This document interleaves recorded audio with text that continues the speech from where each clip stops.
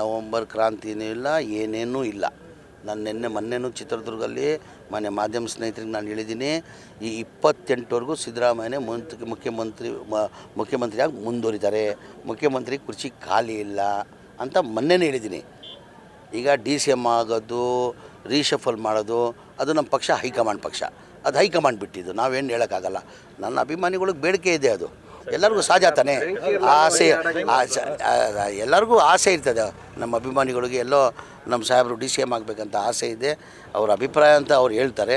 ಅಂದರೆ ತೀರ್ಮಾನ ಮಾಡೋರು ಯಾರು? ಹೈಕಮಾಂಡ್, ನಮ್ಮ ಪಕ್ಷ ಹೈಕಮಾಂಡ್.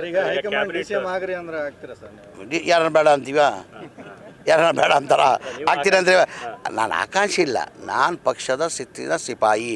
ನಾನು ಮೊನ್ನೆ ಇನ್ನೊಂದು ಮಾತು ಮಾಧ್ಯಮದಲ್ಲಿ ಹೇಳಿದ್ದೀನಿ, ನನಗೆ ಪಕ್ಷ ಮುಖ್ಯ. ಪಕ್ಷ ಇದ್ದರೆ ನಾವು, ನನ್ನ ಪಕ್ಷ ಮುಖ್ಯ. ಈಗ ಪಕ್ಷ ಬೇಡಪ್ಪ, ನಿನ್ನ ಮಂತ್ರಿ ಸ್ಥಾನದಿಂದ ಬೇಡ, ನೀನು ಬೇರೆಯವ್ರಿಗೆ ಅವಕಾಶ ಮಾಡಿಕೊಡು, ನಿನ್ನ ಪಕ್ಷದ ಕೆಲಸ ಮಾಡೋ, ಅದಕ್ಕೂ ನಾನು ಸಿದ್ಧ.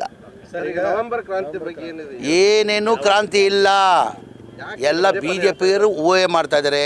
ಅಲ್ಲಿ ಏನಾಗಿದೆ, ಅವರಲ್ಲಿ 2 ಗ್ರೂಪು 3 ಗುಂಪಿತ್ತು, ಈಗ 5 ಗ್ರೂಪ್ ಆಗಿದೆ ಅಂತ ಮಾಹಿತಿ ಬಂದಿದೆ. ಅಶೋಕನ ಅದು ಸರಿಪಡಿಸ್ಕೊಳ್ಳೋಕೆ ಹೇಳಿ. ವಿಜೇಂದ್ರಾಗ ನೋಡ್ರಿ ಅಶೋಕ್ ಆಗಲ್ಲ, ಅಶೋಕ್ ನೋಡ್ರಿ ಇವ್ರಿಗಾಗಲ್ಲ, ಯತ್ನಾಳ್ ಗ್ರೂಪ್ ಒಂದು, ಈಶ್ವರಪ್ಪನ ಗ್ರೂಪ್ ಒಂದು, ಇನ್ನು ಎಷ್ಟೆಷ್ಟು ಗ್ರೂಪ್ ಇದೆ ಒಳಗಡೆ ಗೊತ್ತಿಲ್ಲ. ಒಬ್ಬರೊಬ್ಬರು ನೇರ ಮಾತು ಆಡಲ್ಲ ಅಂತೆ.